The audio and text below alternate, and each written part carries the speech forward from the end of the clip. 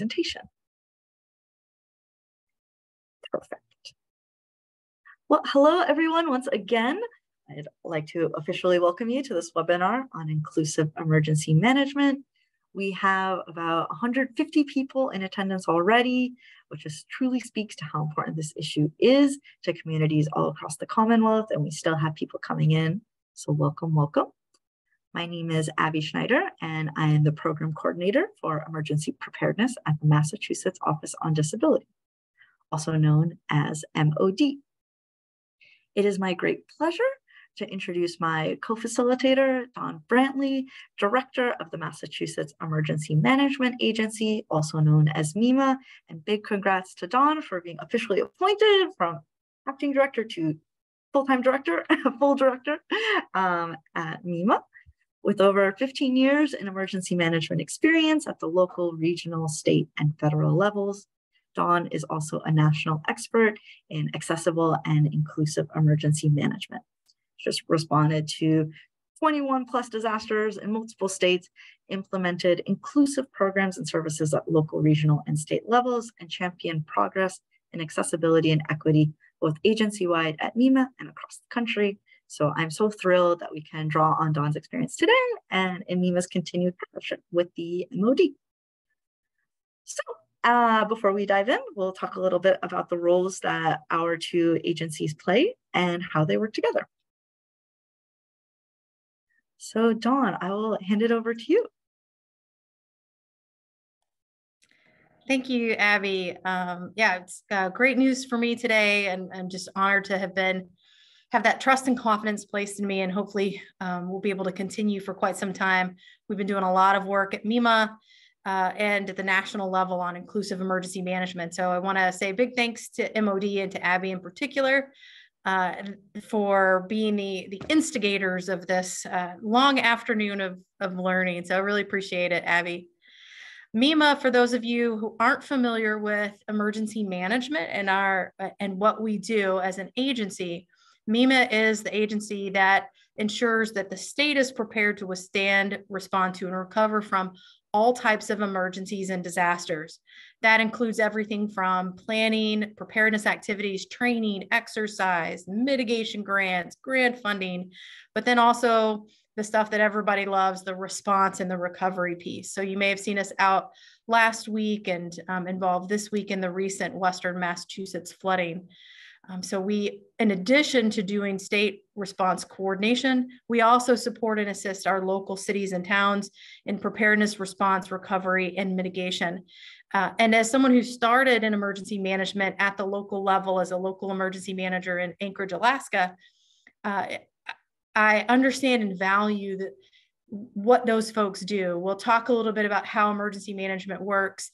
And one of the things you're going to hear from me repeatedly is that our local emergency management officials have the most challenging and also most important role in emergency management across the enterprise. So it is really our privilege and our honor to support and assist those cities and towns in doing the phenomenal work that they do. Thanks, Abby. Definitely. Thank you, Dawn. And so just to provide a little bit more information about what our office at the Mass Office on Disability does, we are a small but mighty state agency as well. And our primary focus is providing technical information and guidance on issues relating to disability rights and access. So we work with people with disabilities, their loved ones, as well as municipalities, other state agencies, and any other public-facing organization, nonprofits, public businesses, to help them understand their disability-related rights and obligations. And so I'm really pleased to say that MEMA and MOD, we have really been strengthening our partnership as of late. And we've been collaborating to work on educational trainings and speaking engagements like this. And we're also formalizing partnerships through memoranda of understanding and resource sharing. So now let's hop into the heart of this presentation. Awesome. Well, I want to begin by thanking all of you. I know I just thanked Abby and MOD. One thing that Abby didn't share, but will be shared in a couple of weeks, we're doing a formalized MOU between MEMA and MOD, and they're contribution to and coordination with response and recovery. And part of the what's included is we've developed an access and functional needs state EOC position that actually reports directly to the state director, and MOD will be the folks leading that position. So very exciting in the next couple of weeks to start to roll that out here. But again, thank you to all of you. I'm really grateful to each of you for being here, because transforming emergency management into a fully inclusive, fully accessible suite of programs and services requires people willing to invest their time, willing to take action, and to do the work. This on screen is one of my favorite quotes. It's become sort of a mantra for me, but I'm sharing it today because just by being here and listening and giving your time and energy to learn about inclusive EM, each of you are not just accepting conditions as they exist right now today. You're taking some level of responsibility for changing them, and that is truly tremendous. So thank you very much. Next slide. So I'll take it from here. This is Abby. The word I'd really like to pick up on that last slide is responsibility. Beyond inclusive emergency management being ethical and an important approach to making sure everyone in the community is accounted for, there's also a legal precedence for doing so. Just for a brief example, Title II of the Americans with Disability Act ensures that everyone has access to government services, programs, communications. So of course that extends to public emergency shelters, emergency management services, and communications. And I did also want to share that more recently, census data has shown that large-scale disasters disproportionately affect people with disabilities. Politico reported earlier this year that people, quote, people with disabilities are much more likely than others to be forced to leave their home during a disaster. Evacuation often leads to people being permanently institutionalized and facing a cascade of other problems. So, of course, we're here today to make sure that doesn't happen here in Massachusetts.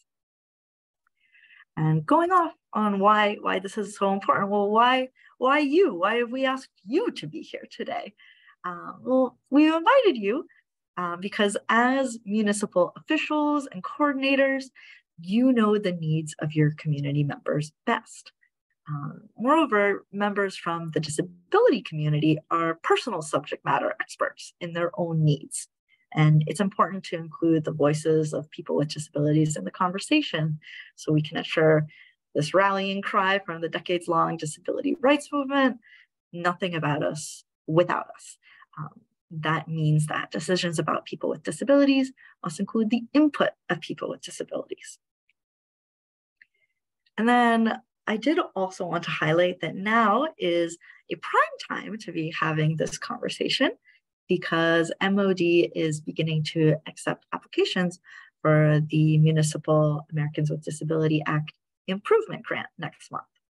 So this grant funds projects that remove barriers to access on the municipal level, and your town or city can apply for a grant to update your municipal emergency plan. You can read more about the grant on our website, and we will also be holding an information session on the grant on August 8th. So I believe Sadie, you can drop that information in the chat. If you get communications from MOD, you'll also see reminders for that as well. And then of course, emergency plans are being updated. Dawn is going to talk a little bit more about that in a few moments. So over to you, Dawn. Great, thank you. So before we dig into this slide, I wanted to sort of add on to what Abby was talking about with, we always start with why before we get into the how. And I wanted to share with you all one of the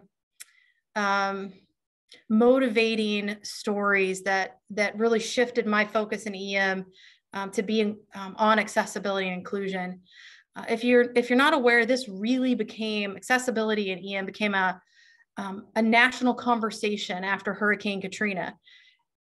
Some folks may not even remember what Hurricane Katrina was like, but those of us who are old certainly do. But it was over 16 years ago that we have been that we have identified accessibility as a critical need and been making some small steps towards inclusion. one of the stories that came out of Hurricane Katrina, and if you ask me to cite it, I won't be able to because it was a long, long time ago. But during Hurricane Katrina, there was a woman who was a wheelchair user, and she was in an area that was going to be evacuated and ultimately did get impacted. She was a homeowner. She owned her own small business. Her family members were her daily caregivers, her personal care assistants. So she evacuated and they went to the special needs shelter that Louisiana had opened. But her family was denied access because they did not have what at that time was called special needs. So her family had to go and shelter somewhere else away from her. While she was at the shelter, for those of us who remember what that looked like, what that experience was, those shelter staff were completely overwhelmed. And this woman sat in the shelter for over a week without being able to get out of her wheelchair, without being able to shower, without being able to use the restroom. She wound up in the hospital with severe bed sores, underwent multiple surgeries, spent months in the hospital, and ultimately spent the rest of her life in a nursing home under care. She lost her home, she lost her business, and it's all traceable back to the decision not to allow her family to come into the shelter with her. That's a powerful story to me about why it is so critical, and why you'll hear one of the takeaways that I'll just give you a sneak peek of now is that every single person matters. And the work that we do in inclusion is absolutely critical. May not be critical today. It could have been critical last week with the floods. It could be critical next week when a disaster or an emergency happens. So that's kind of my entry into inclusion story, and what helps me stay motivated to do this work and help move this work along. For this workshop, there are a variety of terms that we use in equity, accessibility, inclusion. They have different meanings depending on the context and who's giving you the definition. So we wanted to just define what are we this webinar. So for this webinar, we define inclusion, or we're including in inclusion accessibility for people with disabilities, others with access and functional needs, accessibility and equity for people who do not speak English well, and equity for historically marginalized and underserved communities, including racial equity, low resource communities and households, and the LGBTQ plus community. Next slide.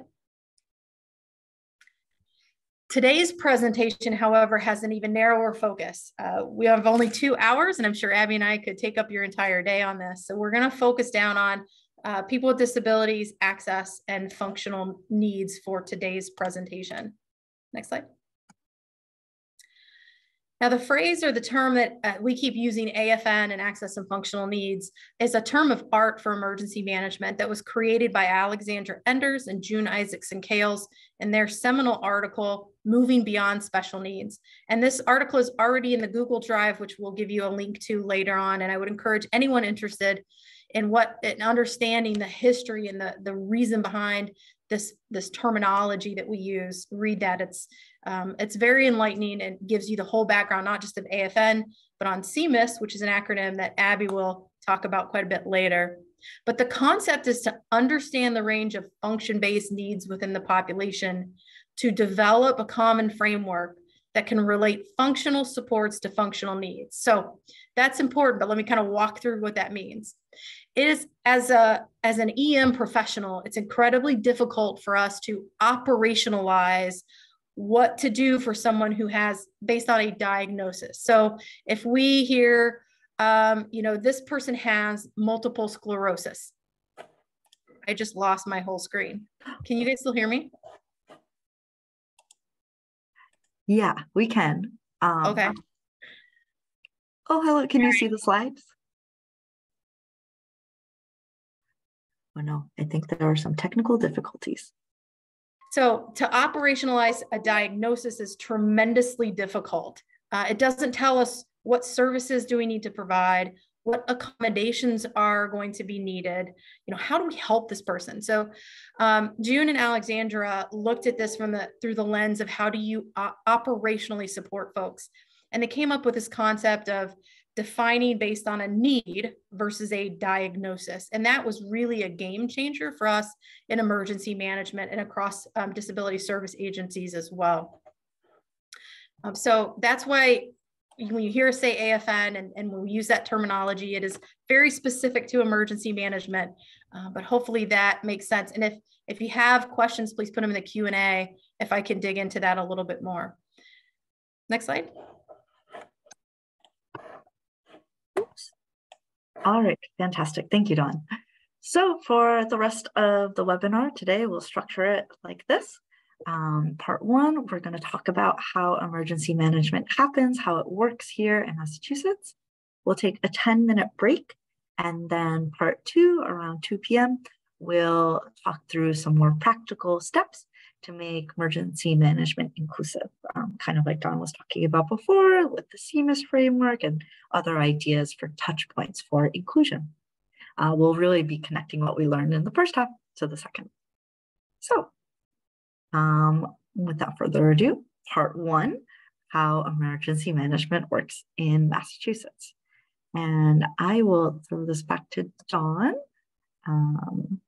We'll wait 1 second. I saw that she's on mute and turn off her camera. I got it. Fantastic. Sorry, I was technology troubleshooting in between. So the emergency management enterprise, emergency management is, although we're going to focus a lot on local emergency management, is a huge and diverse enterprise that goes across sectors. It's very structured.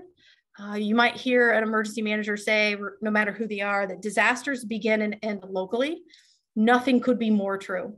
The folks at that boots on the ground level with that local emergency management mission provide the direct response and recovery services for their community. So these are the folks that are in there 365 days a year, working with residents, working with businesses, working with those local officials. And then at the state level, which is where MEMA resides, we support local response and recovery and also coordinate the state's response and recovery, in addition to our other non-response roles. And the federal mission is then to support the states with resources, personnel, and money during response and recovery, but they also coordinate the federal response and the federal emergency management system as well. So it also, in a response, it starts locally, it goes to the state when local capacity is reached or exceeded. Same with the state. When the state comes in and does state coordination or state support of locals, then we ask for federal help when we know or have exhausted our own capacity. And again, that applies to response and recovery, but there's a similar kind of structure when you're talking about things like planning, training, exercise, mitigation. Next slide.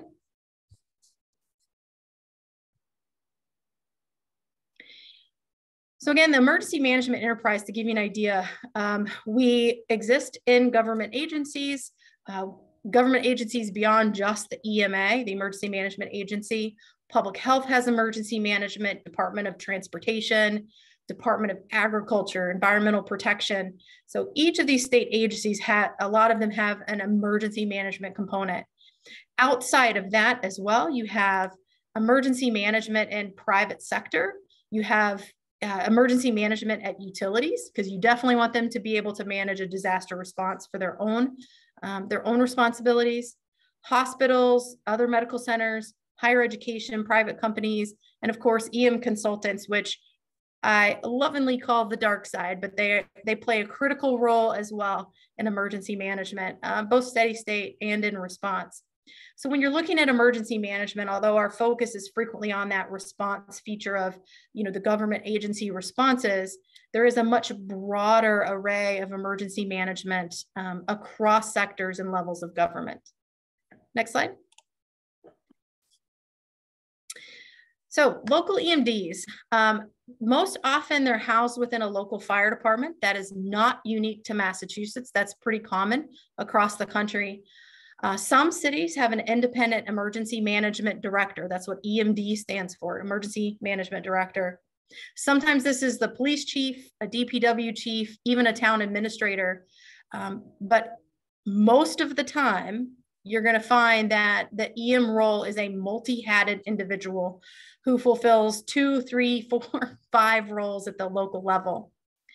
Across the state, the average annual operating budget from all sources for emergency management is just $5,000 a year. The average number of full-time emergency management staff is 0. So imagine having to run such a critical function on $5,000 a year and no full-time staff. Many of our local EMDs in Massachusetts are literally putting out fires every day and still doing a great job working EM into their daily activities, and it's extraordinarily challenging for them. To give you a better understanding of what local emergency managers do during a response, we're going to share a about 5-minute video that's absolutely the best explanation of our emergency management role and response that I've ever seen. It comes out of New York City Office of Emergency Management. So I'll turn it back over to Abby for that video. Definitely. And so just as a very brief visual description, the video shows black and white animations that are just depicting the spoken information. And it also has captions. So I just want to make sure that the captions are available too. So let me pause this. Let me make sure I'm sharing my sound. Turning on. Turning on. There should be. See that I'm trying to tap the little caption button, but I think I might be better if I. Not all disasters. All right, let me go and I'll share from my computer screen instead. One moment, please. Thanks everybody for your patience. CC enabled, and now I'm going to share my screen one more time.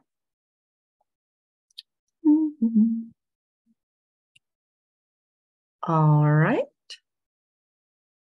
And sharing sound is on, and here we go.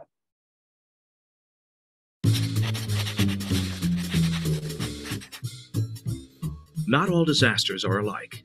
They can be viewed on a spectrum, from the simplest accident to a major disaster. Most of these emergencies don't need to be managed. They're handled by police officers, firefighters, EMTs, and other responders as routine matters. So what happens when really bad emergencies need more capability than the individual agencies can provide? That's where emergency managers come in, to coordinate all the agencies. And the bigger the scope of the incident, the more an emergency manager's value increases. Let's show this with a worst-case example. The largest of all disasters in terms of scale, complexity, and consequences is a nuclear strike. This is the mother of all disasters. Imagine some bad guys get a hold of 140 pounds of highly enriched uranium and figure out how to cobble together a working bomb, an improvised nuclear device. They get it into place and set it off. The result is confusion, fear, and chaos. Think of our society as a complex Rubik's Cube, interdependent systems that have developed over time to sustain our way of life. A nuclear attack severs our connections to the rest of society. Fear and anxiety would take over as the rhythm of our daily life is destroyed. So if that's the emergency, when does the management come in? Management is what emergency managers do, to create order from that chaos. Our job is to squeeze the timeline so we bring back order faster. The hard part is how. So let's take a look at the way emergency managers work. First, we get a few emergency managers together, in the field or in a room, and start working. We find the facts and tell the story. We tell who's in charge, what's happening, is it getting worse or getting better, and what are we doing and what needs to be done. We start to reestablish the connections severed by the blast. In the Emergency Operations Center, we begin to connect people and organizations to the city and to each other. We tell them to connect inside and outside their own organizations with the same message. This is what is happening, and what do you see to inform this picture? By doing this, we're creating a new organization, one that didn't exist before and will never exist again. Imagine this incident organization as a pyramid with 3 distinct levels. At the top is the strategic level, with agency executives, local, state, federal, and elected officials, where political objectives are translated into strategy. At the bottom of the pyramid is the biggest and most important level, the tactical level, or the people who we call the boots on the ground. And in the middle is where strategy is translated into effective action, where what we need to get done becomes the how we'll do it. We call this the operational level, and this is where the emergency managers sit. Their job is to support everybody, and they do it by managing information, telling everybody everything, managing resources, getting the right stuff to the right place at the right time, and managing consequences, finding and solving problems. But even if you were doing all that, you're still not done. You must tell everyone everything that you're doing all the time. It's critical for the leadership to know the facts so they can convey it to the public. This connection creates trust with the impacted population, and without it, our credibility is lost and our work won't matter. Some experts in government and academia believe that disaster response consists of leadership and the field, and that there's no need for the emergency managers.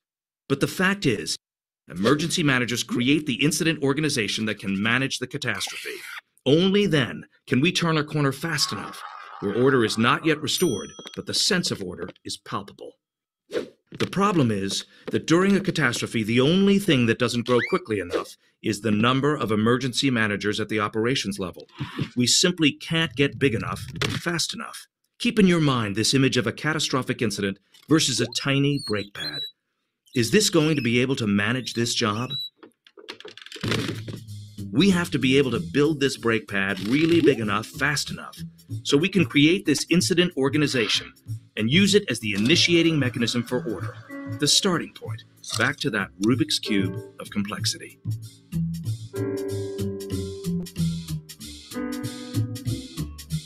All right, one moment as I swap the screen. Here we go. And next slide. 1 second. Are alike. They can be Next slide. viewed on a spectrum. Oh no. What is happening? There we go. Here we go. Thanks, Abby. We're seeing your presenter view. Oh no. Because you're sharing your screen. Let me stop my sharing one more time.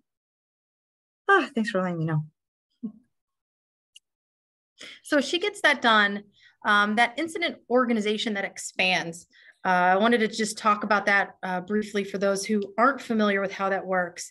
When we have an emergency operations center activation, whether it's a local, state, or federal, it is not just the emergency manager or the emergency management agency that is staffing that emergency operations center.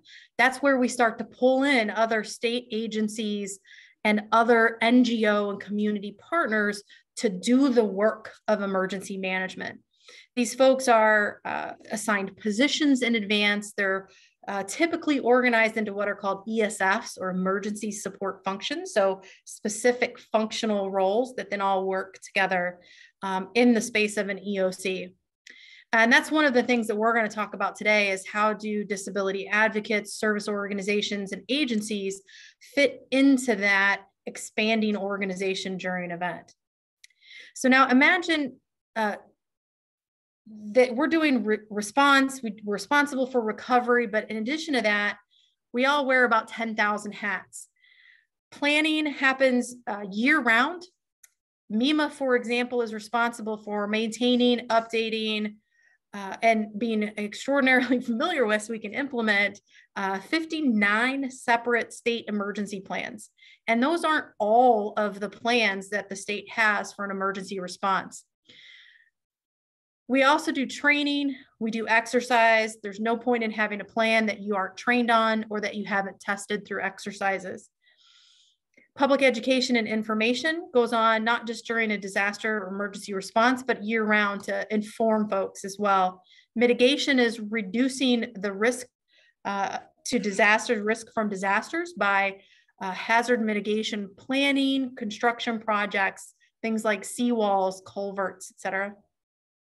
And then recovery, which can take years and by far is one of the biggest responsibilities and longest responsibilities that a local EMD will have following a response. And then, of course, as I said before, if your EMD is also your fire chief or deputy chief, then they are literally putting out fires every day, in addition to this long list of stuff that we have to do. Now, imagine someone who needs to do all of that, working off of $5,000 a year and no full-time staff to plan, prepare, train, and exercise in advance of those events, and then being told that you need to be doing more with the same resources, and that communication frequently being done in what has historically been a combative way. How do you think that will be received by an EMD who is doing all of this with the challenges that they have every day?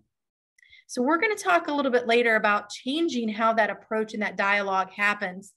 But I just wanted those folks who are in the disability advocacy space or service space to understand just the realities of emergency management at the local level and what they're having to deal with and juggle day to day, so that as we talk about how to support and assist our emergency management professionals with inclusion, keep that in the back of your mind when we start part 2. Next slide. So let's start with talking a little bit about emergency plans. So emergency planning is the foundation of emergency management, even at the local level, especially at the local level. Most plans are already written. They're extensively R&D'd, and you might think that that means research and development, but it doesn't. They're extensively ripped off and duplicated, and there's a reason for that. We know that there are lots of plans out there that have been used in a response or recovery. They have been tested through exercise. They've been revised and updated over and over again. So we take what we know works and we adapt it to our own operations and our own jurisdiction. And then those plans are updated on a cycle. So for example, we do not update an emergency operations plan, which is that core operational plan. We do not do that every single year. Things just don't change that much.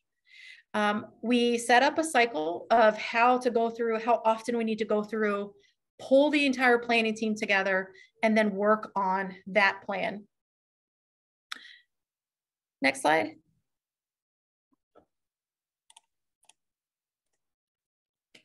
All right, so there are 3 types of plans in emergency management. The strategic plans are those really big long-term plans that think logically and chronologically about the really big stuff. These are developed to guide an EM program into the future and to allow an authority having jurisdiction, that's a town, a city, a region, a state, a tribe, territory, to decide what they want the EM program to accomplish in 2+ years. So these plans generally are very high level, and they provide the vision and priorities for the program and by extension for the operational and tactical plans. Tactical plans are the boots on the ground plans. They're the take a problem and solve it plans.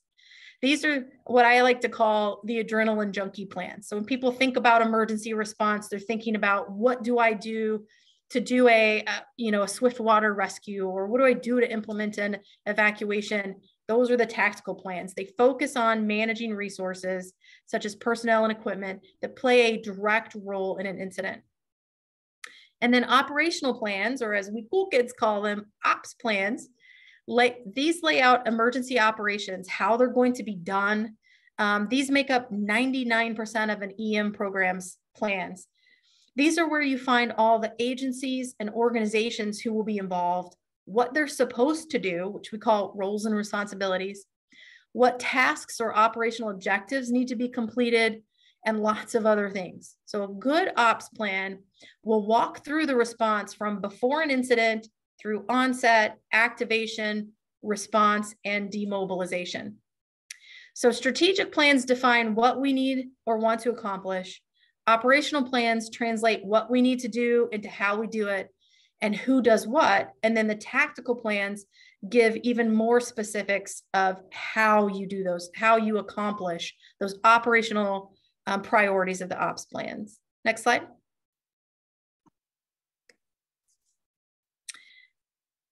So there, in addition to your plans, we have annexes and appendices that go with every operational plan. So I wanted to put together just an overview of how all of these documents sort of fit together. An EOP, an emergency operations plan, the core response plan, typically has a suite of functional annexes that are plans that outline how to do a specific function like sheltering, evacuation, or alert and warning. And then they also may have specific hazard-specific annexes that are plans that outline responses to particularly technical or catastrophic events like hazardous material or tropical storm response. In addition, those plans also have SOPs, standard operating procedures, and SOGs, standard operating guidelines, that implement specific parts of a plan. And then from there, we create job aids that provide step-by-step style instruction for specific operational tasks. So it's a pretty complex suite of documents that we use to guide our response and our recovery from any event. So each of these need to be included in any inclusivity or accessibility review of a plan, program, or service, because it incorporates inclusion all the way from the policy level and the roles and responsibilities level down to the implementation, that task-specific level. Abby? Thank you so much, Dawn.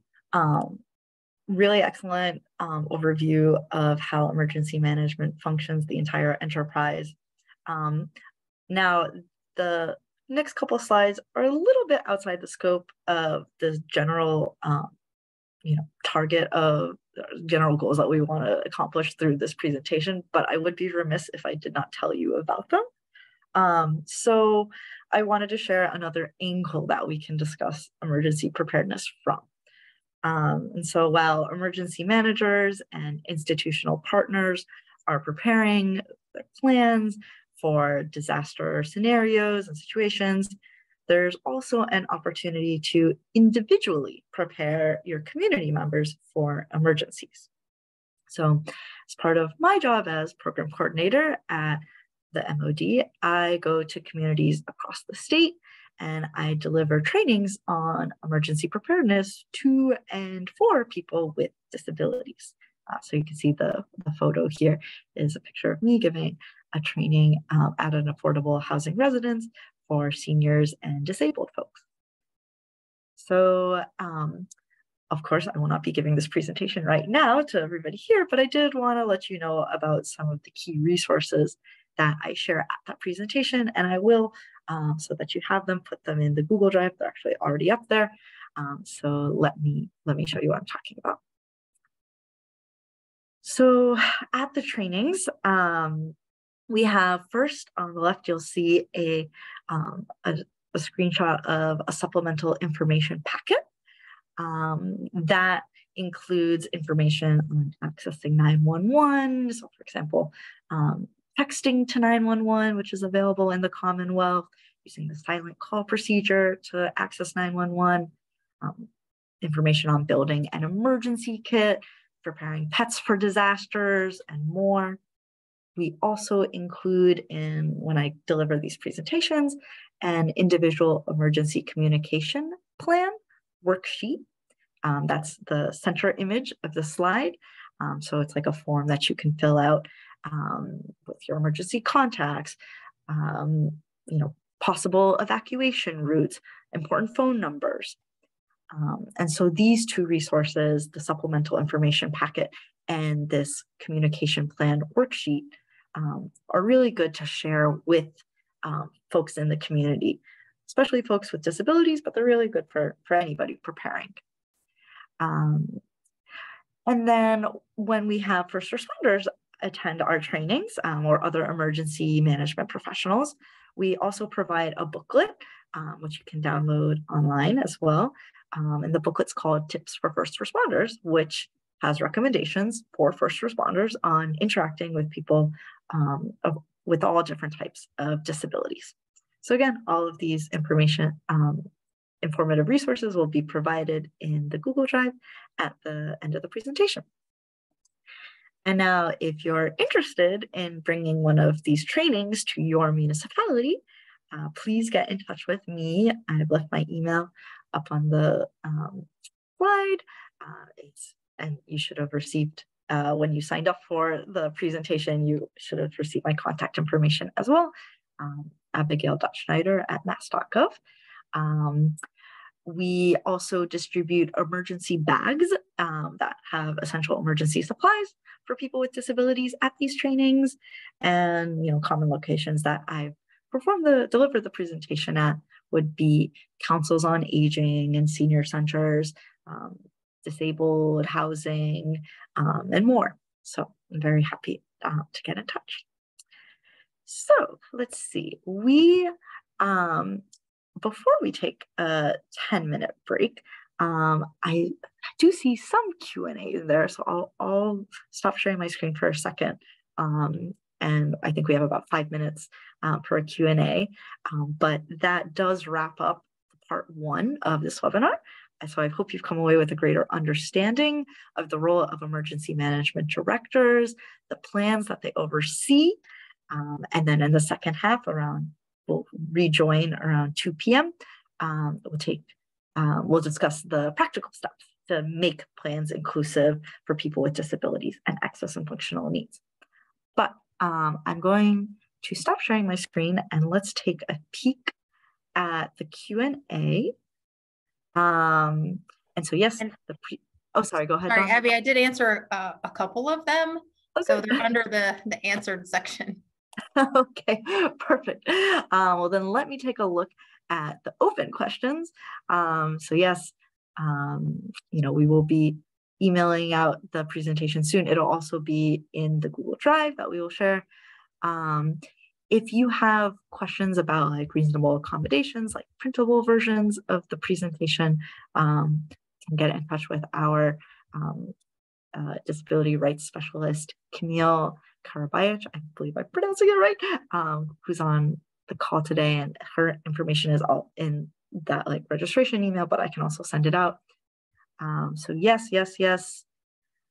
There's no fee associated with the emergency preparedness trainings that I deliver. And then here's a good question that I will have Dawn answer. Is every town and city required to submit an ADA accessible evacuation and/or emergency plan? So this is going to be kind of a 2 or 3 part answer because there are a couple of different things here. So every city and town should have their own local emergency plans, a comprehensive emergency management plan, or they might call it emergency operations plan. That plan is required to comply with the ADA. So if we're talking about Massachusetts, which is really the only place that I can appropriately speak to, in Massachusetts, we don't necessarily require them to submit the plans to MEMA, but we do work very closely with any city or town who to ensure that their SEMP plan is completed, that we're providing technical assistance and guidance and doing some review. But it is, again, it's not a certification or a formal acceptance of the plan. So yes, it's required to be accessible and comply with ADA.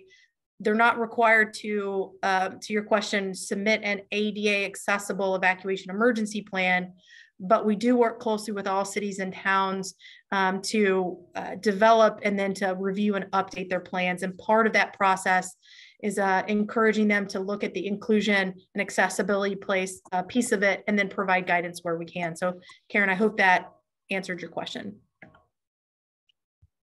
Very good. I see you answered a question, Dawn, about a document tip sheets for first responders for children who are nonverbal or have speech disorders. There are also some tips in that tips for first responders booklet, which is available to download, print out. You can also purchase a copy if you want the laminated booklet itself. And then just another question about the emergency preparedness training is typically about 45 minutes to an hour long.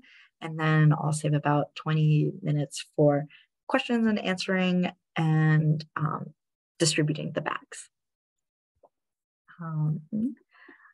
I believe we've answered all of the questions right now. So let's all join back here again in 10 minutes, 1:58, 2 p.m. Have a drink of water, use the restroom.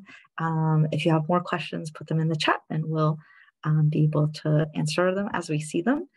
Thank you so much for joining, and we'll see you back in 10 minutes.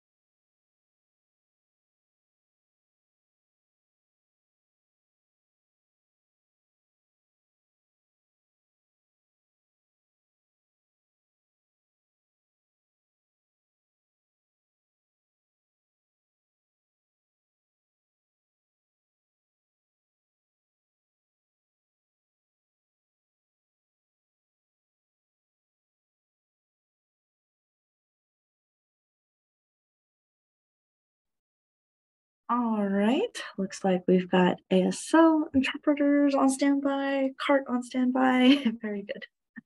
All right, so let me go ahead and share my screen.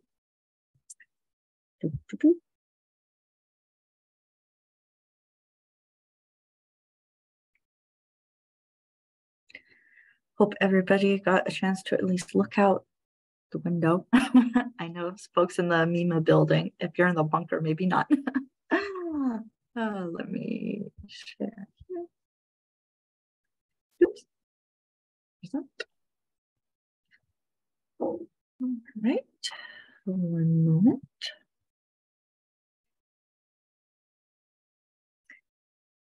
All right. Hello, everybody. Welcome back to our webinar on inclusive emergency management. I'm Abby Shneyder, Program Coordinator at Mass Office on Disability. I'm very happy to be joined here today with Don Brantley, the Director of Massachusetts Emergency Management Agency, MEMA. I'll give you a little recap from the first half of the presentation. In part 1, we defined the responsibility of including access and functional needs in emergency management.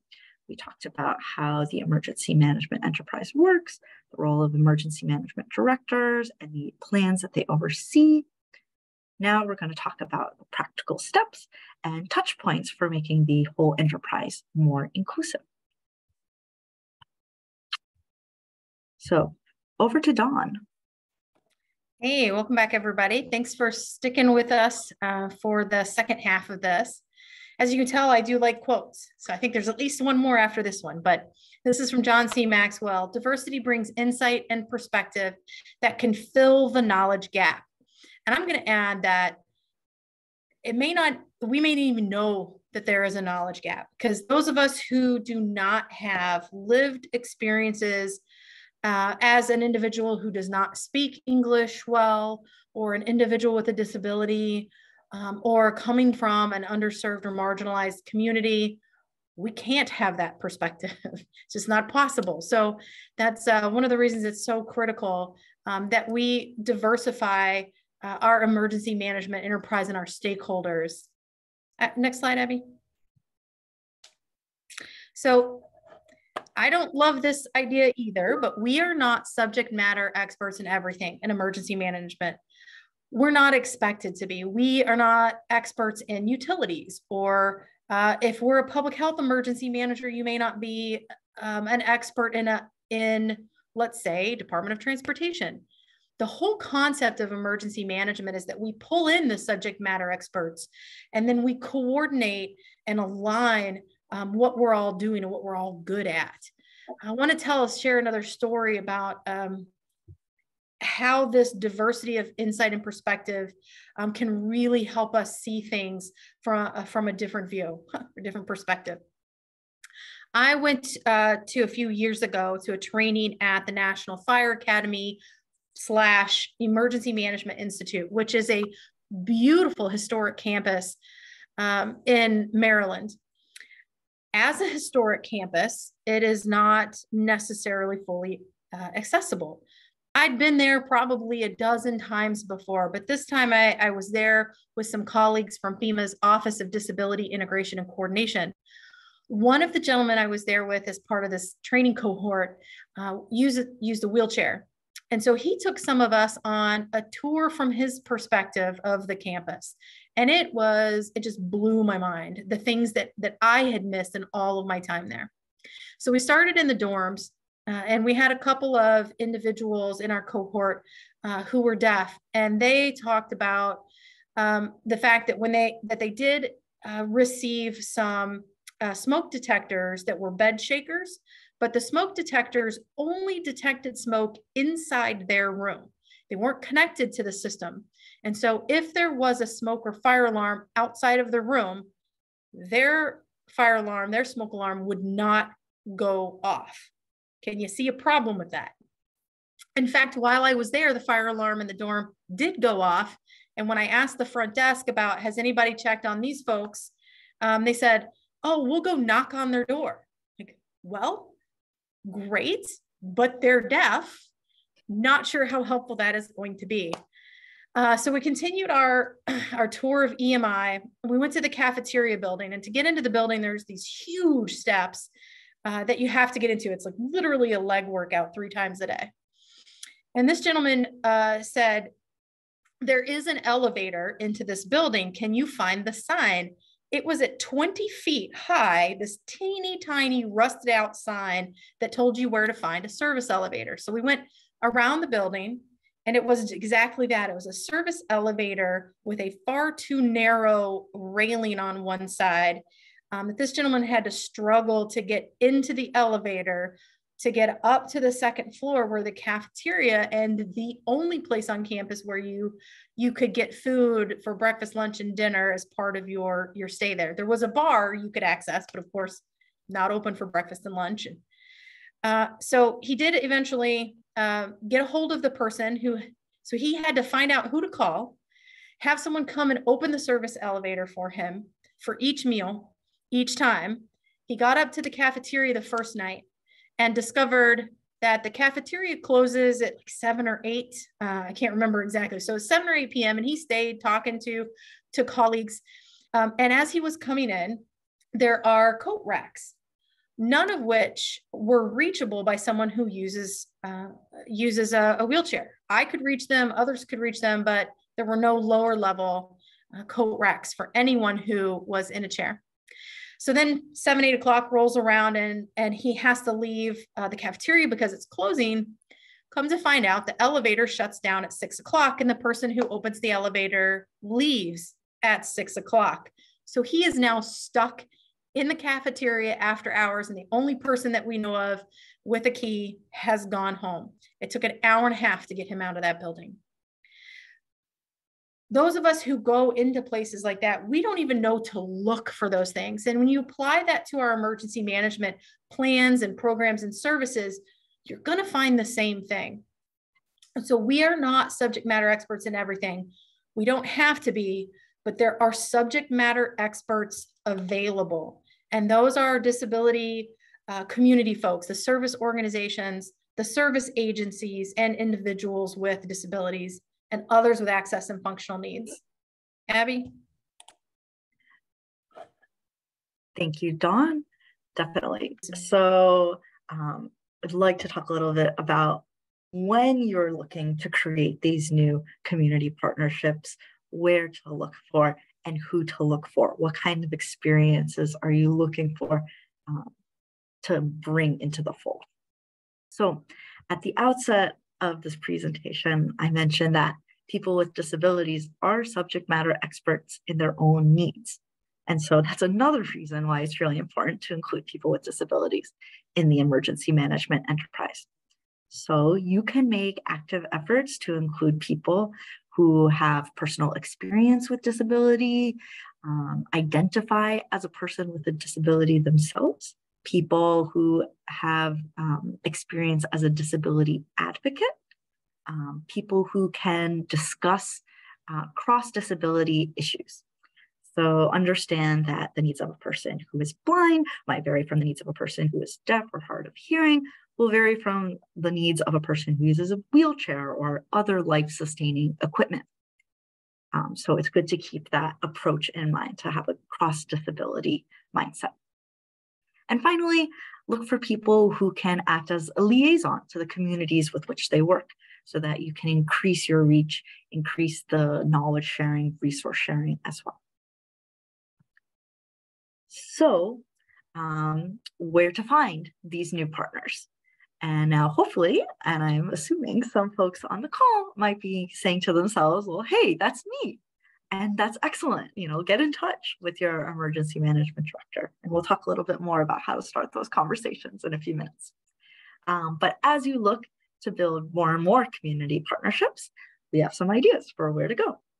So first of all, many municipalities have relevant agencies or boards that you can look to, such as commissions on disability, councils on aging, diversity, equity, inclusion, and even access now committees. There are also institutional partners to look to. For example, there are community healthcare facilities, and those include these new community behavioral health centers that they all serve people with disabilities. And I did want to mention the new CBHC's community behavioral health centers, because oftentimes psychological and behavioral disabilities can be left out of the conversation, but it's critical as well to include those voices. So in case you're not familiar, Massachusetts does have a statewide network of 25 community behavioral health centers that offer immediate care for mental health and substance use needs, both in crisis situations and day-to-day. So those could be natural partners, natural community partners. And then finally, do look to disability service organizations like Dawn was mentioning before. For example, Centers for Independent Living and nonprofits and other organizations who focus on disability-related issues. So start to map out in your community what sort of institutional partners that you can look for, advocacy organizations and town agencies and boards. Over to you, Dawn. All right, thank you. So I'm going to share a few things that I have actually been told personally throughout my career about including people with disabilities or community service, disability service organizations. So they don't know emergency management, so we can't include them. We have to educate them before they can participate. And the last one, they're the public, and our plan is sensitive information. Now you'll notice I said in advance, these are all complete nonsense. So 99% of what we do in emergency management is not secret squirrel stuff. There is some, but not all of it. In fact, most emergency operations plans, that base response plan, are available online. So they're really not that sensitive. They're not law enforcement sensitive typically. And so that's really not a good reason not to include folks. The fact that they don't know emergency management or that you have to train them before they can participate. Now that second one was at another place that I worked, there was an access and functional needs advisory committee. Went to the first one. I wasn't chair of it at that point, later became chair. And I noticed, okay, great. All of these folks are all state agencies. And I asked about that. And they said, well, we'd have to put together like a whole comprehensive training program before we can allow anyone who's not a state agency onto this advisory committee. And I just thought that was just such, okay, nonsense. Because we don't put up those types of barriers to any of our other ESF partners or any of our other NGOs. Like, we don't expect the first time someone from a utility walks into an emergency operations center to be an emergency management expert. We can provide the same EOC and EM training along the same timeline that we do for all of our other partners and stakeholders to be able to include them. And we need to stop putting up barriers to our disability advocates and organizations before we allow them to participate. If we are not genuinely including them as valued team members, then whether we intend to or not, we're going to communicate that we don't appreciate or value their input.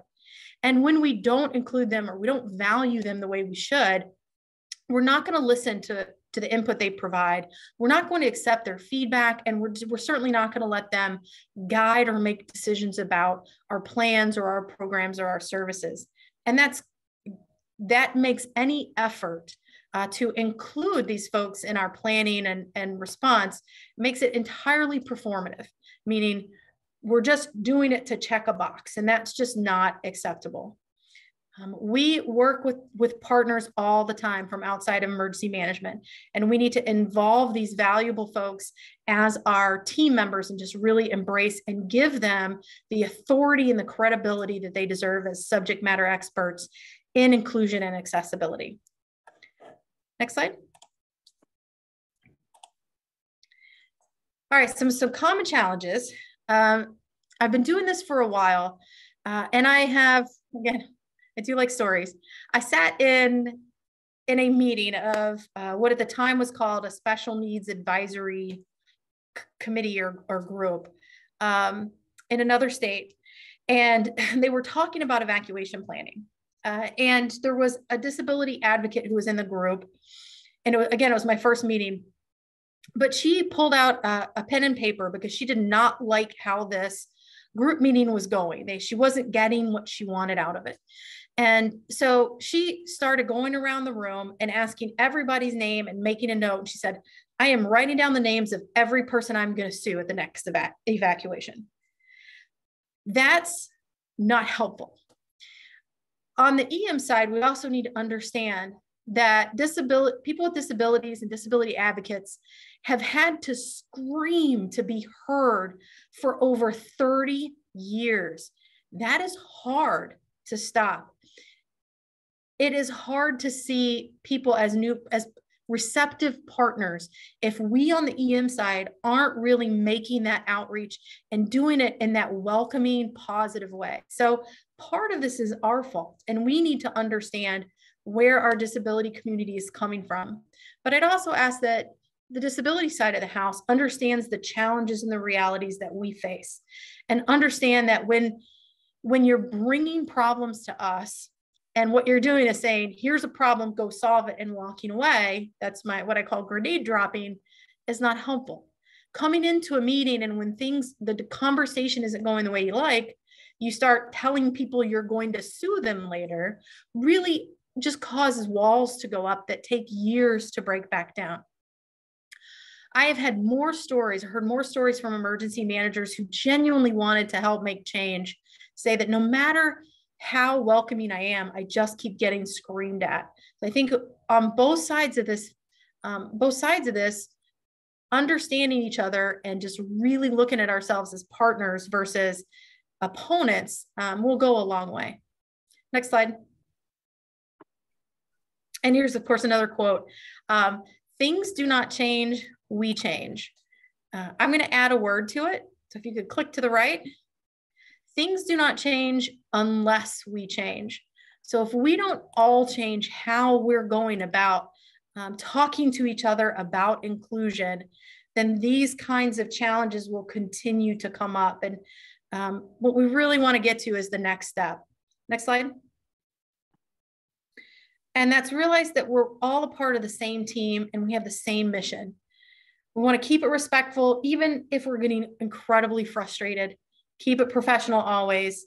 I had an EMD ask me actually just the end of last week, that some folks come into our planning or our advisory committees and they just start making demands and they see it as their opportunity to get everything that they ever wanted. And I'll share as a government agency, you don't have to allow people who cannot be respectful or won't be respectful, and won't keep it professional. You don't have to continue to allow them to be a part of that discussion. I once, during a response event for a disability stakeholder call, during a response, had a man screaming obscenities at me over evacuating an individual in the middle of a snowstorm where we couldn't deploy anybody to them because they hadn't evacuated. The snow was too deep, it hadn't been plowed, and this man just would not stop. And so we dropped him from the call after repeated requests to just, keep it respectful and professional. The other part of that is that's the whole point. Folks are there to tell you what they need, to give you some feedback about your plans or your programs. And so part of that is going to be listening and then filtering through that in the realm of from the lens of, is it something that we can do now? Is it something that we could do if we did a little bit more work or found a partner or got a different resource? And that's part of our job as emergency managers, is to take all of that in and to genuinely listen and welcome that input. So it's kind of a balance. And then make sure our discussions are always solutions oriented. Don't do the grenade dropping where you walk in and go, here's your problem to deal with. Be a part of that solution, because I can tell you as EMs, not only do we not always know the knowledge gaps, we don't know what the solutions might be. So help us with that. And then, as I said before, let's understand each other's realities, the challenges we're each facing, and let that inform how our conversations and discussions go. Next slide.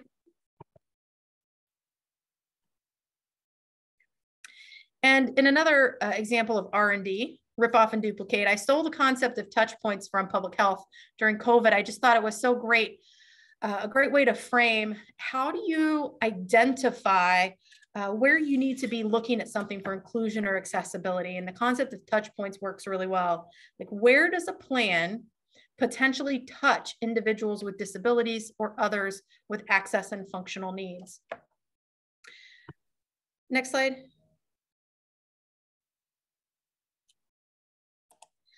So this gives you kind of an idea. Planning, exercises, mitigation, recovery, all of these here, all of these blocks have touch points with the public or with responders who might have disabilities. And you'll see there some of them where you dig down into like exercises. Role players and evaluators is a good place to plug in people with disabilities or disability service organizations. In mitigation, you start building back to age in place. Start having those conversations with homeowners during mitigation, individual mitigation projects. Even procurement and contracting has a touch point with accessibility. So we can require that, well, so all of our contractors have to be ADA compliant. What we can do is we can write that into the scope. We can write it into the contract. We can make our contractors prove the diversity of their team or the accessibility of their program. We recently contracted for a new learning management system. And I asked our assistant director for planning and preparedness, you know, is it accessible to screen readers? He went, I assume so, but let me check. And the company came back with, well, that all depends on, you know, if they're using Google and is Google accessible? And I responded, that's profoundly not true at all. So I'd like for them to demonstrate that they are 508 compliant, that they can be used by people with disabilities. And so we actually put them through the paces, and they had to go through and test all of the different parts of their software program and provide us with a report out. And at the end, they said, you know, we've been contracting for a long time. No one has ever made us do that before. And I think that should be standard practice. So these are just some ideas of where you can start, those touch points you can start to make inclusive. That may be small or maybe a little bit larger. EOC command staff position for access and functional needs, for example, and then just making sure messaging itself as it goes out is accessible. I'm gonna turn it over to Abby to talk about implementing these, looking at these touch points through the lens of CMIST. Thank you, Dawn. And I really love the previous slides that we just went through because they were all about these human-to-human discussions, thinking about the best and most productive ways to work together. And so now that we've provided some frameworks for how and when to have these important discussions, well, what are you going to talk about? And I think that using the CMIST framework is a really great place to start. So the CMIST framework is a great way to take these concepts that we've sort of been thinking about abstractly, you know, you need to include AFN, you need to do this, you need to do that, or like, how can we do this? So we're really going to talk about operationalizing these concepts to get real results for your communities. So keeping these 5 aspects in mind: 1, communication; 2, maintaining health; 3, independence; 4, services and support; and 5, transportation. So keeping these frames in mind will help you identify gaps and propose helpful solutions. So the next few slides are going to give you examples of how you can use the CMIST framework while reviewing and building emergency plans and, you know, accessing those touch points in the emergency management enterprise. And like Dawn was saying, she R&D'd from public health. I have also from the Massachusetts Department of Public Health. They created a really great toolkit for access and functional needs planning. They did a great job. And so I'm going to share some of the highlights from that toolkit. And yes, we will be sharing that resource as well in the Google Drive. So to start, you know, let's just go one by one down the list. So first, here are some considerations you want to think about when planning for communication needs. So for example, do you have you conducted outreach to community networks that support at-risk individuals? Do you have communication paths planned for people who have limited English proficiency, are deaf of hard of hearing, blind, have low vision? When you send these messages, do you have multiple delivery methods?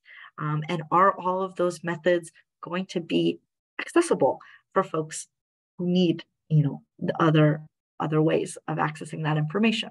So of course, the standard TV, radio, social media, your municipal internet pages, and then also ethnic media sources too, when we're talking about, this more like, inclusive whole community planning. So not just for folks with disabilities, but also on a more racial equity and inclusion lens as well.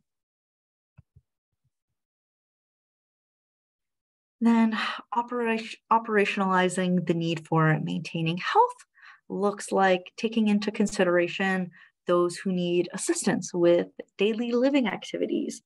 That includes things like going to the bathroom, eating, dressing themselves. Will you have supplies available that can support those daily living tasks?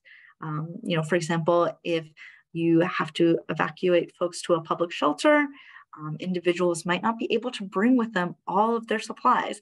That can include everything from feeding tubes, diapers, bandages, and also medication. What resources can you create today to determine the availability of pharmacies during an emergency disaster, of pharmacies that can stay open for those who require daily medication and might not have been able to grab that on the way? Then, of course, we have independence. So one thing to think about is how can you support and provide access for people with service animals? We tell folks in like the emergency preparedness trainings that I deliver, I tell folks, you don't evacuate for fear that you're going to be separated by your pet. If you go to an emergency shelter and you bring your pet, the animal control officer might, take the pet away for, to a local animal shelter for hygienic reasons. But make sure your animal control officer knows the needs of people with service animals, and that no, you're not allowed to separate a person from their service animal. So make sure that, there are those understandings in advance. And then also, how are you supporting and creating access for people with mobility devices and or assistive technology, wheelchairs, communication aids, etc.? Do you have the space for this? Are you well prepared for that? Everything to increase the access for independence for our folks who are disabled. Going off of that, thinking more again about how you're going to be providing services for folks who might be in need. So we talked about earlier about the behavioral health needs, psychological health needs. Sometimes people will have a psychological crisis or a behavioral health crisis as a result of an emergency situation. Disasters, they're traumatic experiences for folks. So what sort of resources do you have planned, available to meet the needs of people who are experiencing these sorts of behavioral health crises, incidents, issues, etc.? And then also think about, the needs of pregnant or nursing folks, as well as infants and children. Do you have the space and the necessary accommodations prepared to meet their needs? Again, I really like the CMIS framework because it really touches on whole community planning and really makes you think about, a cross-disability mindset. And then finally, T for transportation. So are there alternative transportation resources that you can determine in advance? What mass transit needs will you have?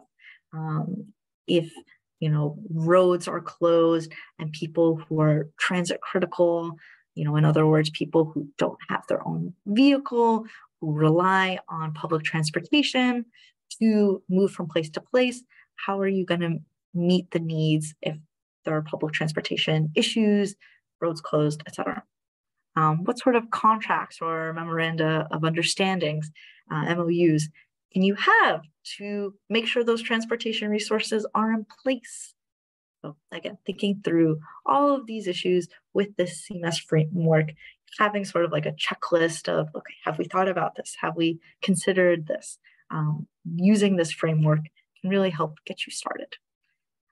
So again, though CMES stands for communication, maintaining health, independence, service and support, and transportation. And so these are also good places to start from when having these conversations between emergency managers and people from the disability community. And the DPH planning toolkit definitely has some more ideas for incorporating CMES and incorporating access and functional needs in disaster emergency situations and the entire emergency management enterprise. So that concludes part 1 and 2 of our presentation. But before we all head back to our daily work, we do want to make sure that everyone goes away with some key takeaways and some supplemental resources. So we're going to go over those right now. So first, and then Abby, will we take some time to do Q&A as well? Yes, we so are. I want to put a plug in now.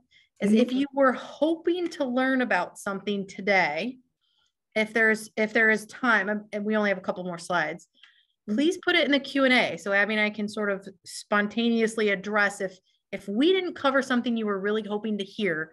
Let us know. If we don't have the time to do it now, then we will certainly touch base with you afterwards to make sure that you have that information. Definitely. And I'll let you take the next slide, Dawn. I swear this is my last quote. So this is actually up on my wall in my office. It's actually it's the Morse code bracelet that I wear, but be the change you wish to see in the world. If this is important to you, it started being important to me almost 16 years ago. If it's important to you, then be the change that you wish to see.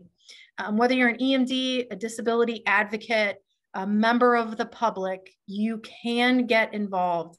If you want to talk through how you can do that or make connections at the local level or the state level to get involved, then let Abby and I know. We between the two of us can probably connect you to most of the folks that you need to be connected to across the state. But I just really encourage you to keep that by your side and keep that in mind as you move forward with what you learned today.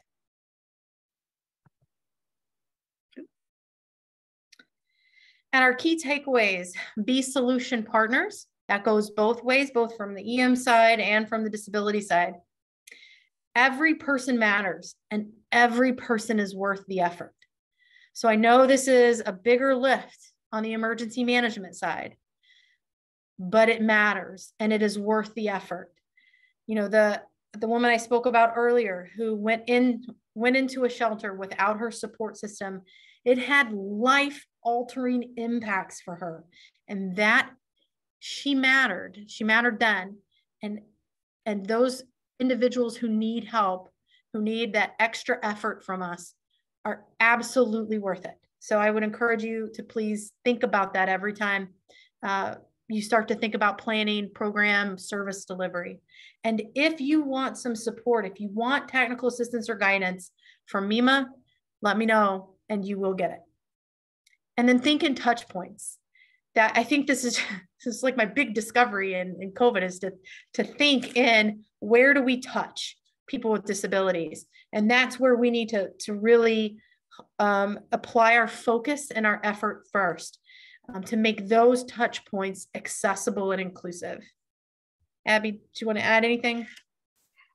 No, that's perfect. Yeah, that's excellent. Think in touch points, keep it respectful, understand that we all want the same thing.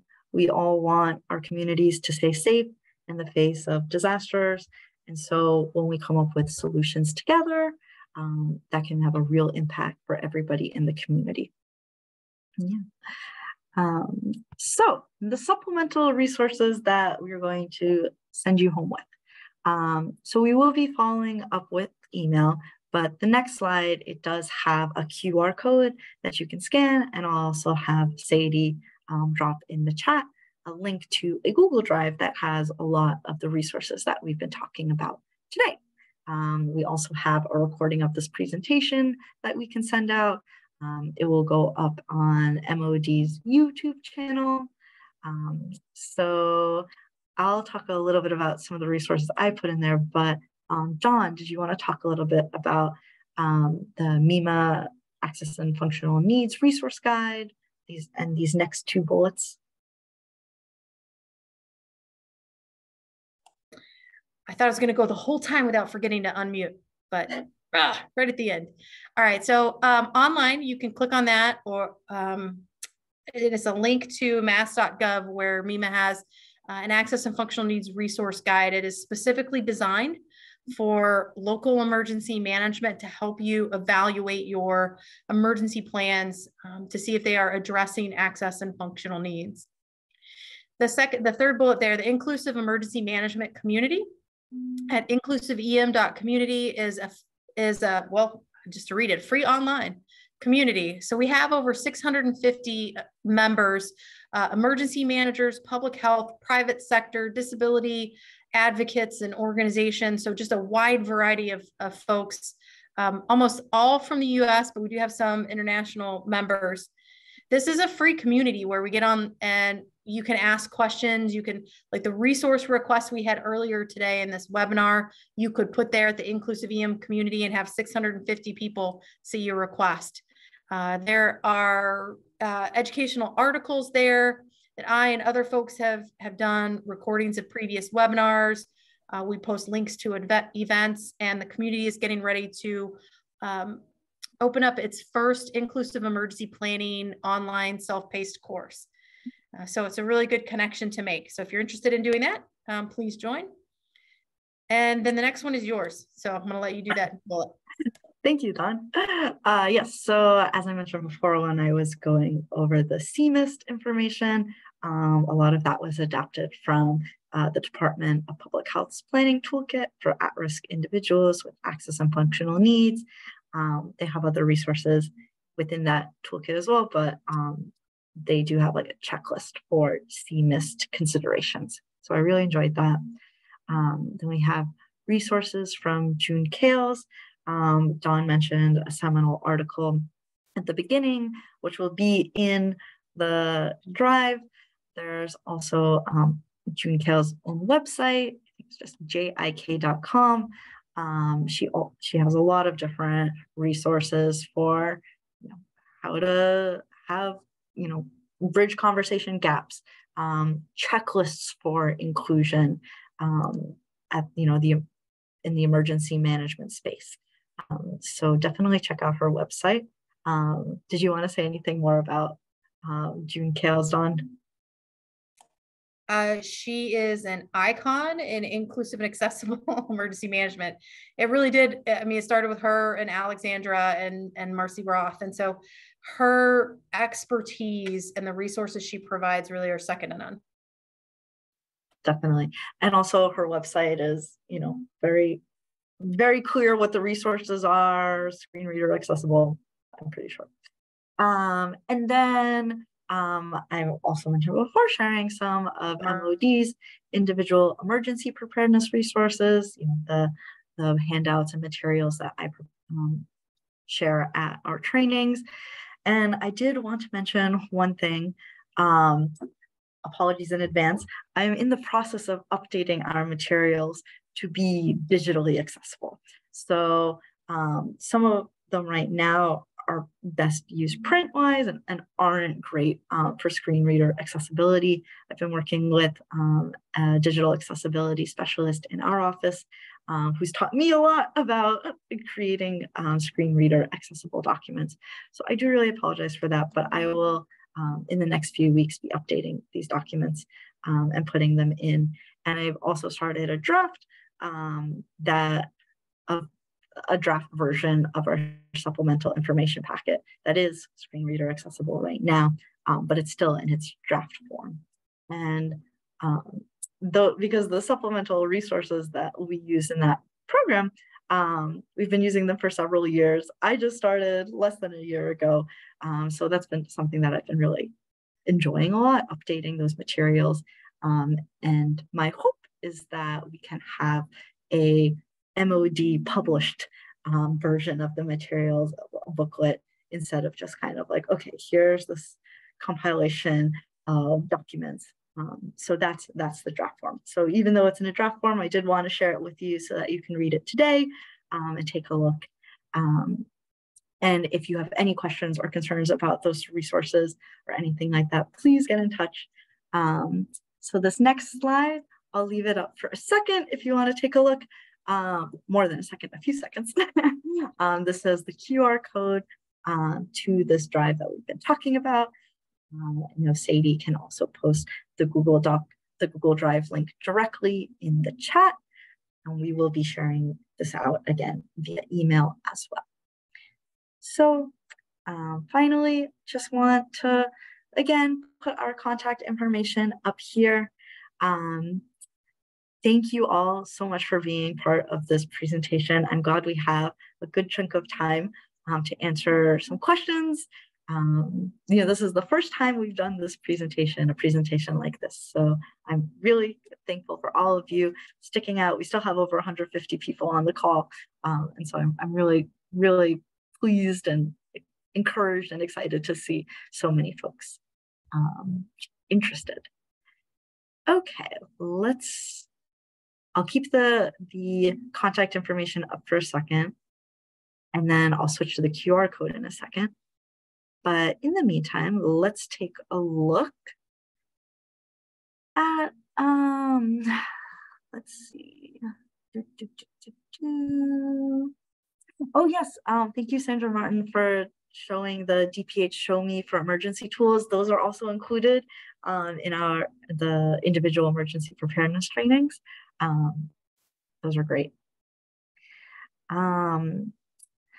Athena Lee asked about available funding for updating the emergency plans. Before we talked about the MOD administered municipal ADA improvement grant.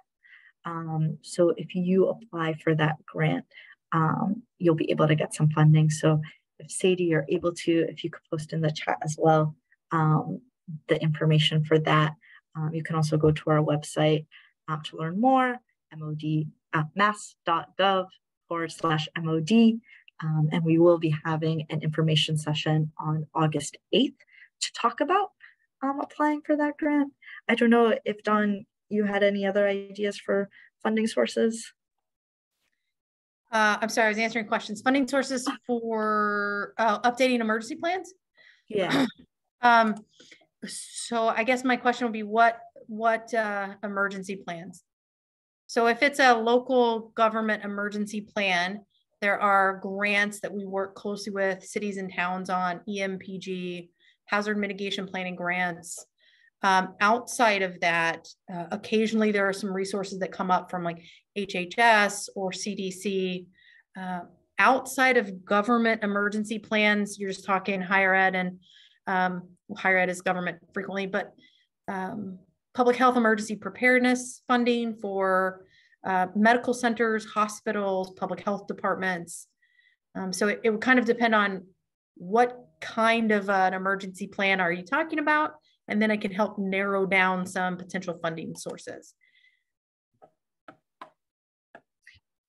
So by the way, feel free to call or email me and we can talk through it. Good. All right, we'll wait, we'll see. I believe Cheryl Ann asked for that. We've got a lot of good plugs for the inclusive EM community. Thank you all for being here. Let me take a look at some of our answered questions. If you wouldn't mind, maybe we could repeat just out loud for folks. So questions about printing documents. So the Access and Functional Needs Resource Guide. is printable from the website.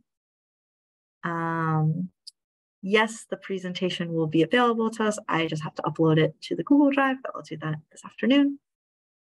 All right, this is a question I'll ask for you, Dawn, that I know you've answered already, but I'll have you verbalize it. Are there any follow-up resources you suggest regarding touch points? I would like to read more and gain more insight on that topic. Yes, of course. And thanks, Brett, for that question. So we have a bunch of articles on the Inclusive EM community already on touch points and various topics like training, exercise, planning. There's a whole suite of articles on language access plans or language access planning for emergency management. So I would encourage you to start there. We talk about touch points every time we go through a topic. And then I'm always happy, Brett, if you want to take my information, call, text, or email me, and we can talk through pretty much anything that you would like to talk about. Touch points is kind of just a conceptual way that I like to think through things. And if you would like to walk through a couple of examples with me to learn how to apply it, I'm always happy to do that. Great. And now, Sadie, I might have a question for you because I see that we have multiple folks with their hands raised. I'm not sure how to ask them to come off mute. I'm going to stop sharing my screen for a second. Let's see.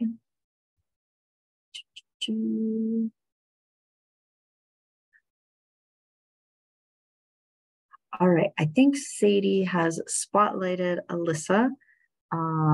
And now we just have to ask her to come off mute. I think, Alyssa, you can come off mute right now, if you're able to.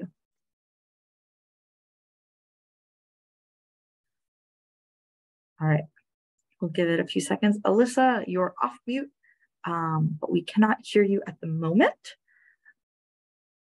I also went back on mute. So let's try.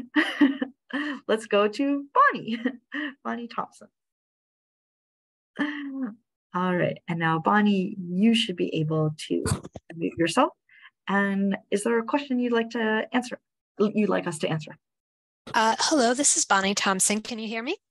Yes.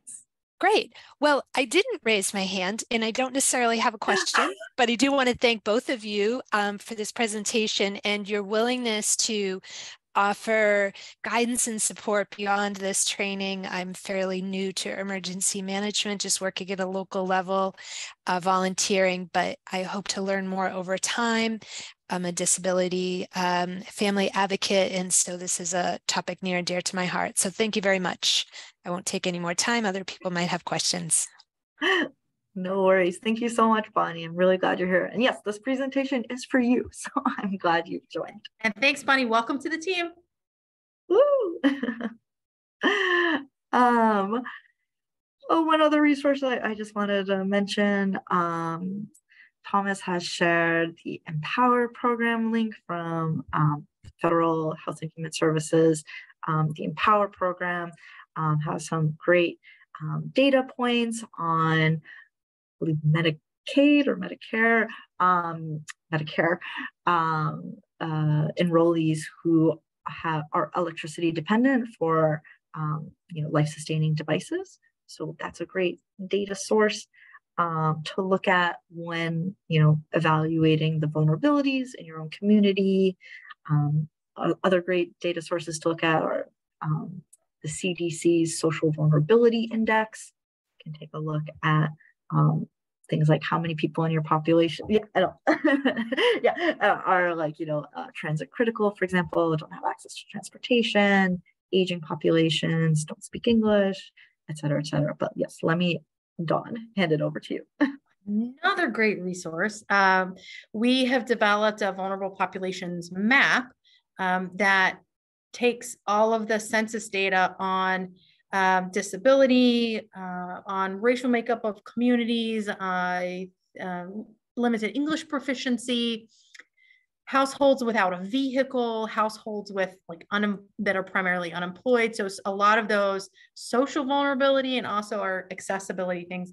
And we have put them into a publicly available map that you can look at by city or town. You can actually map an impact area onto the map. It is publicly available, and we will be in August providing a series of webinars for our local and state EM partners on that. So keep an eye out for that. But it's up and running and operational now, and it's one of those things we'll be using in response and recovery going forward to inform our work around messaging, response, and recovery. Excellent. I noticed there was a question that I missed before, so I'm sorry. This was also from Cheryl, and can you please let us know what types of emergency management related projects MOD has funded in the past? Unfortunately, I cannot, but if you want to privately share, or privately email me, I can find out. The improvement grant is managed by another one of my team members, so I can ask about that. But I do know that they are open they're open to accepting applications for funding EM related projects.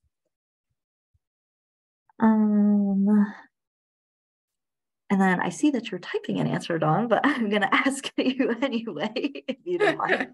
Yeah. Okay. Sorry, you beat me to it. So Sandra said coordinated public information is critical to any response. Anything MEMA can do to get communities together to form and use a joint information system with public health to ensure that messaging is coordinated would be great.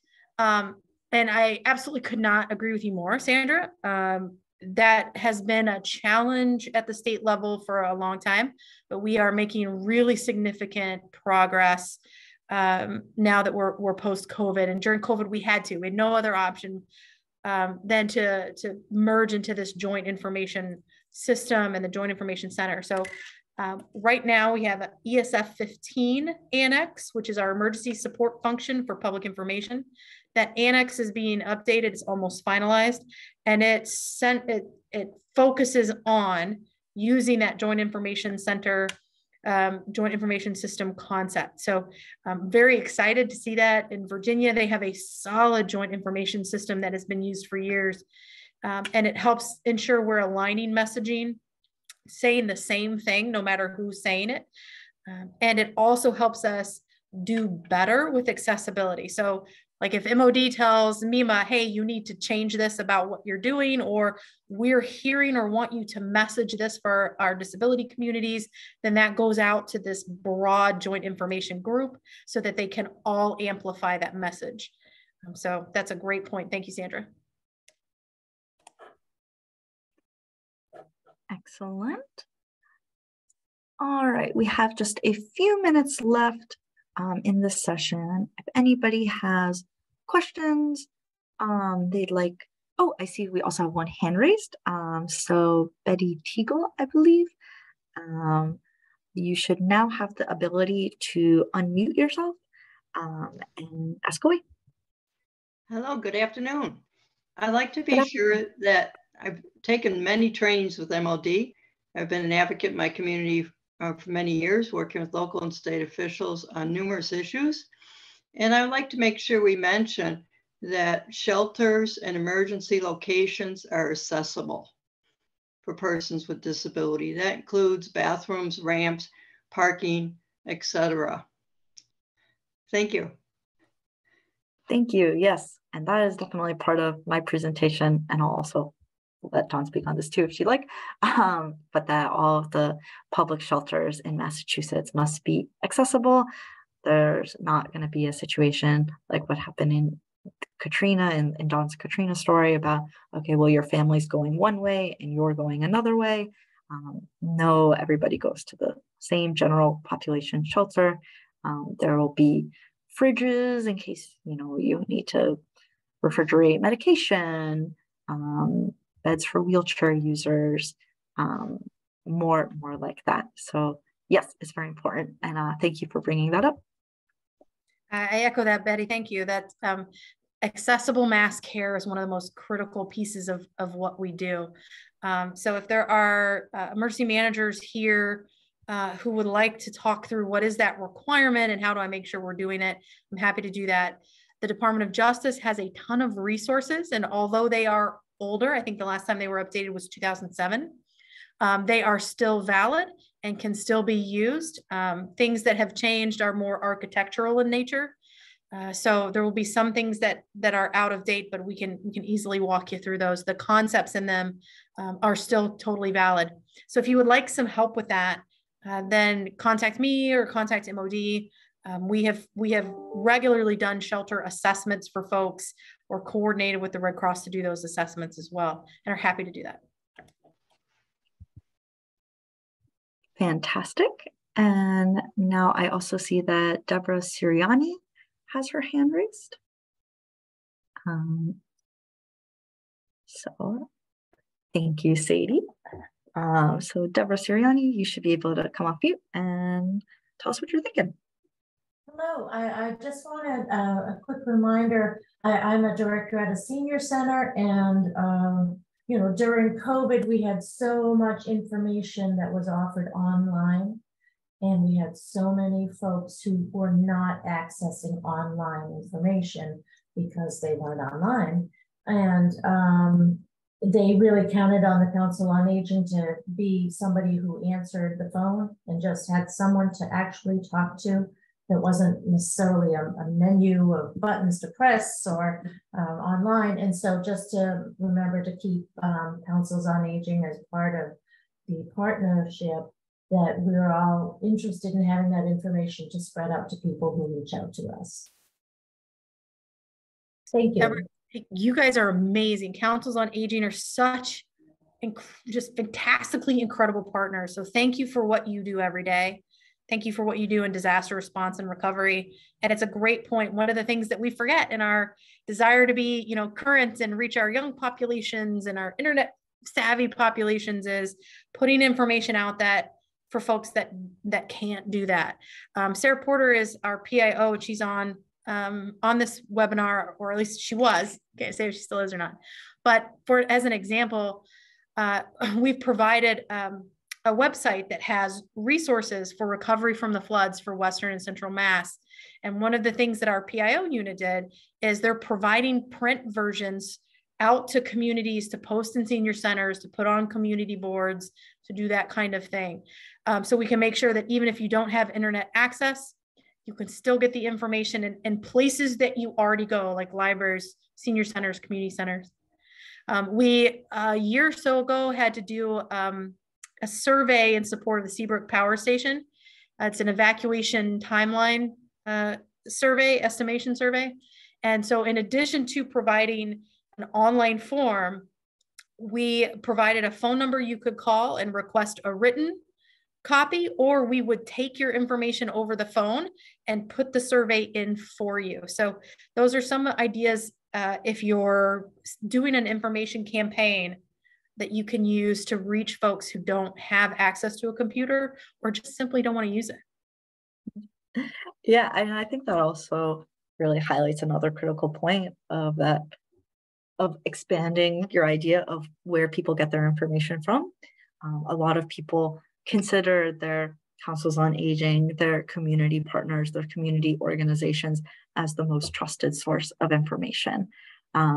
And so establishing partnerships in advance so that you can get those people the information so that they can share it out.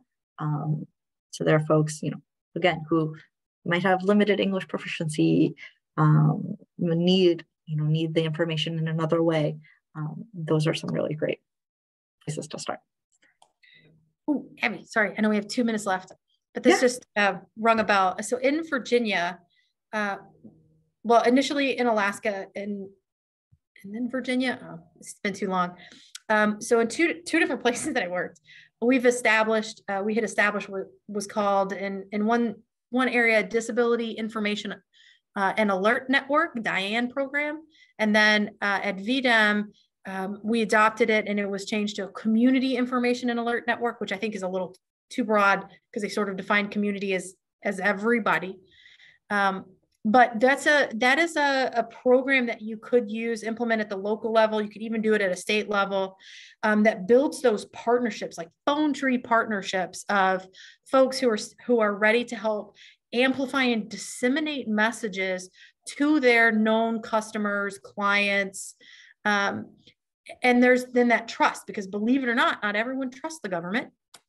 I know it's shocking and hard to believe. But when you're working through existing community resources and service agencies, there's an established trust in place. And so if we can get our messaging from us through them, we not only reach more people, but people are more likely to take action when they hear it from someone that they trust. So if you're interested in the Diane program, I think some information has been posted on the Inclusive EM community, or you're welcome to reach out to me and I will share the work that I've done on it with you to use and abuse as you like. Yeah, I did also just want to mention something similar in Brookline. They have an emergency preparedness buddies program. So in partnership with the Council on Aging, the Medical Reserve Corps, to do exactly what you're talking about right now, Dawn, those like phone trees, check-ins, so that people have, you know, a contact to go to, a trusted contact, a trusted community contact. So we're just at 3 p.m. I do see one. Oh, I don't see anybody else's hand raised. Thank you again, everybody, for being here. Thank you so much, Dawn, for your time, for the ASL interpreters, our court reporter. Couldn't have done it without you. So thank you again for everybody for still being on. Have a lovely afternoon and be in touch. All right. Thanks, everyone. Thank you. Take care. Bye-bye.